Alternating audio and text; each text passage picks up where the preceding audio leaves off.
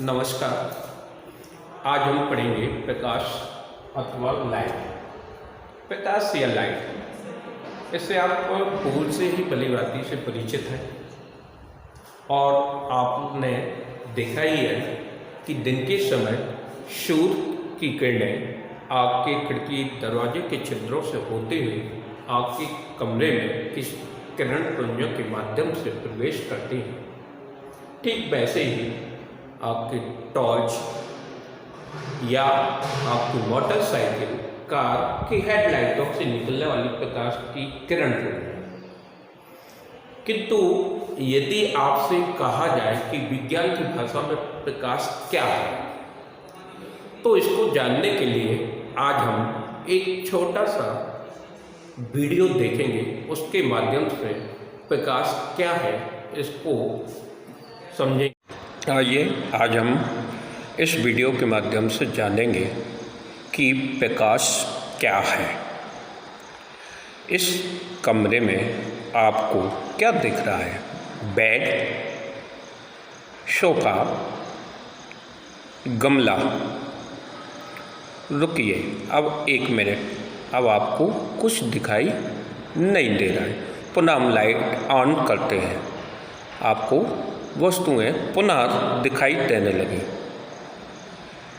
चलिए, तो हम जानते हैं कि हमें ये वस्तु देखने में कोई सहायता कर रहा है, तो आपसे कहेंगे कि प्रकाश। तो प्रकाश क्या है? प्रकाश वह भौतिक कारक है जिसकी सहायता से हम किसी वस्तुओं को देख पाते हैं। अब वस्तुएं कैसे देखते हैं? तो प्रकाश स्रोत से जब किरण वस्तु पर पड़ती है तो परावर्तित होकर के हमारी आँखों पर आती है और वस्तु हमें दिखाई देती है। अब हम जानते हैं प्रकाश के कुछ स्रोत, जैसे सूर्य, चंद्रमा, मोमबत्ती। अभी हमने देखा कि प्रकाश क्या है और प्रकाश के स्रोत अर्थात प्रकाश हमें कहाँ से प्राप्त होता है। इनको एक वीडियो के माध्यम से भी हमने समझा, देखा। अब हम चलते हैं तो जानते हैं कि जो प्रकाश की किरण है ये एक सीधी सरल रेखा में गमन करती है। तो आज हम एक प्रयोग के माध्यम से देखेंगे कि जो प्रकाश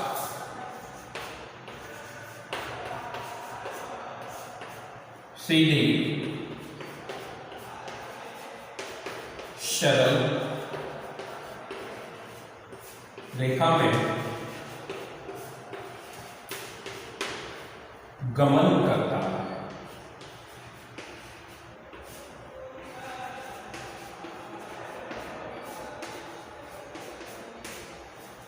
इसके लिए एक हम बहुत साधारण सा छोटा सा प्रयोग करेंगे और उस प्रयोग के माध्यम से यह सिद्ध करेंगे कि प्रकाश सीधी रेखा में गमन करता है। इसके लिए एक प्रयोग वीडियो के माध्यम से हम देखें। अब आप एक सीधा पाइप लीजिए और इससे वस्तुओं को देखने का प्रयास कीजिए। आप देखेंगे आपको वस्तुएं दिखाई दे रही हैं। अब हम इस पाइप को थोड़ा मोड़ करके देखते हैं इस तरह से, और आप देखेंगे कि अब हमें वस्तु दिखाई देना बंद हो जाती है। तो इससे हमें पता चलता है कि हमें देखने के लिए प्रकाश की आवश्यकता होती है, और जब पाइप को मोड़ा गया तो प्रकाश नहीं आ रहा था, तो वस्तुएं दिखाई नहीं दे रही थी। अतः इस प्रयोग से हमें यह पता चलता है कि प्रकाश की किरणें सीधी सरल रेखा में गमन करती हैं।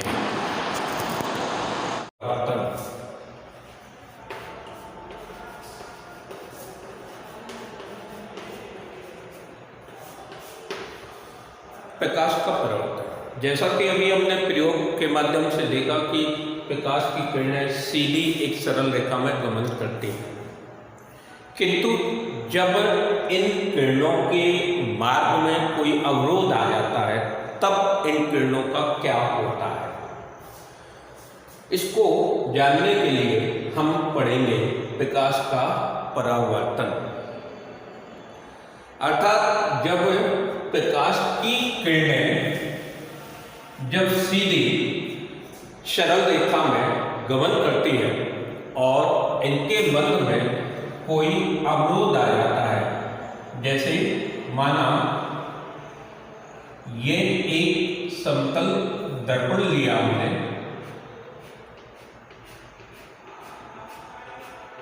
और इस समतल दर्पण पर जब किसी प्रकाश के स्रोत के माध्यम से कोई प्रकाश किरण आपतित हो रही है, मान लीजिए कि ये प्रकाश का स्रोत है और इसके माध्यम से कोई एक किरण इस समतल दर्पण पर आपतित हो रही है, इस किरण को हम आपतित किरण कहते हैं।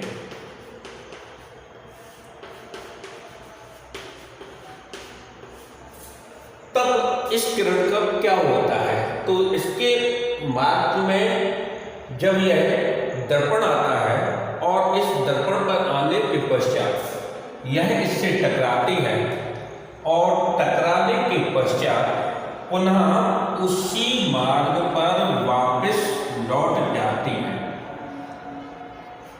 और ये लौटने वाली किरण जिसको नाम दिया जाता है परावर्तित किरण।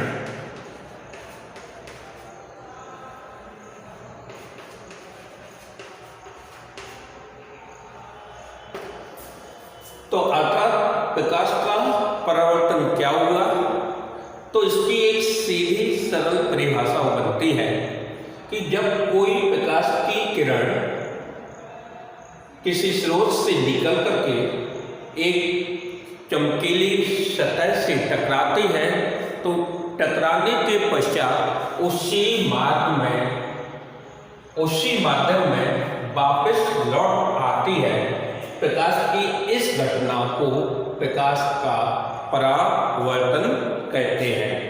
यह प्रकाश का परावर्तन कहलाता है।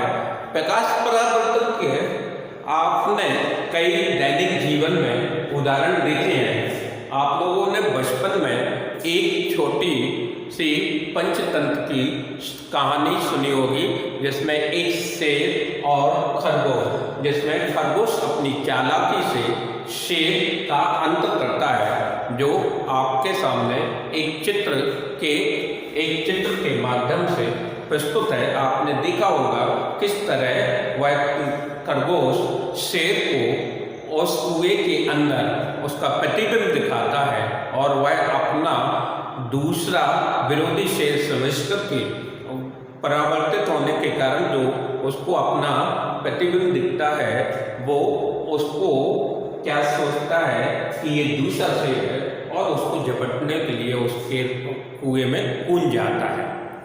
तो ऐसे और भी आपने कई उदाहरण देखे हैं। जैसे सुबह हम अपना चेहरा प्रतिदिन दर्पण में देखते हैं। आपने प्रकाश का परावर्तन पढ़ा। अब प्रकाश का परावर्तन देखा। ये प्रकाश का परावर्तन दर्पण के माध्यम से होता है। तो अब हम देखेंगे आप कि दर्पण क्या कहलाता है और कितने प्रकार के होते हैं। इसके लिए हम आपके सामने एक वीडियो प्रस्तुत कर रहे हैं, जिसके माध्यम से आपको सभी प्रकार के दर्पण के प्रकार और उनको परिभाषित करेंगे। तो अब आप देखेंगे। आइए अब हम जानते हैं दर्पण किसे कहते हैं। तो दर्पण किसी कांच के एक तरफ लेप लगा हो और दूसरी तरफ चमकदार दिखाई देता हो, उसे हम दर्पण कहते हैं। कांच जिसका एक पृष्ठ लेप लगा है तथा दूसरा पृष्ठ चमकदार है, दर्पण कहलाता है। अब हम दर्पण के प्रकारों के बारे में जानेंगे। दर्पण सामान्यतः दो प्रकार के होते हैं। पहला समतल दर्पण और दूसरा गोलीय दर्पण। समतल दर्पण, समतल दर्पण से बनने वाला प्रतिबिंब, इसके द्वारा जो प्रतिबिंब प्राप्त होता है वह प्रतिबिंब दर्पण के पीछे उतनी ही दूरी पर बनता है जितनी दूरी पर वस्तु दर्पण के सामने रखी होती है। जैसा कि हम यहाँ चित्र में देख रहे हैं कि समतल दर्पण के सामने वस्तु जितनी दूरी पर है उसका प्रतिबिंब दर्पण के पीछे उतनी ही दूरी पर सीधा और आभासी प्रतिबिंब बनाता है। अब हम गोलीय दर्पण के प्रकारों के बारे में जानेंगे। गोलीय दर्पण मुख्यतः दो प्रकार के होते हैं। पहला अवतल दर्पण, दूसरा उत्तल दर्पण। अवतल दर्पण, अवतल दर्पण जिस दर्पण का परावर्तक तल अंदर की तरफ दबा हुआ होता है अर्थात झुका होता है उसे अवतल दर्पण कहते हैं, जैसा कि आप चित्र में देख रहे हैं। अब अवतल दर्पण के द्वारा प्रतिबिंब कैसा बनता है? अवतल दर्पण के द्वारा बना हुआ प्रतिबिंब वस्तुतः मूल आकार से बड़ा होता है।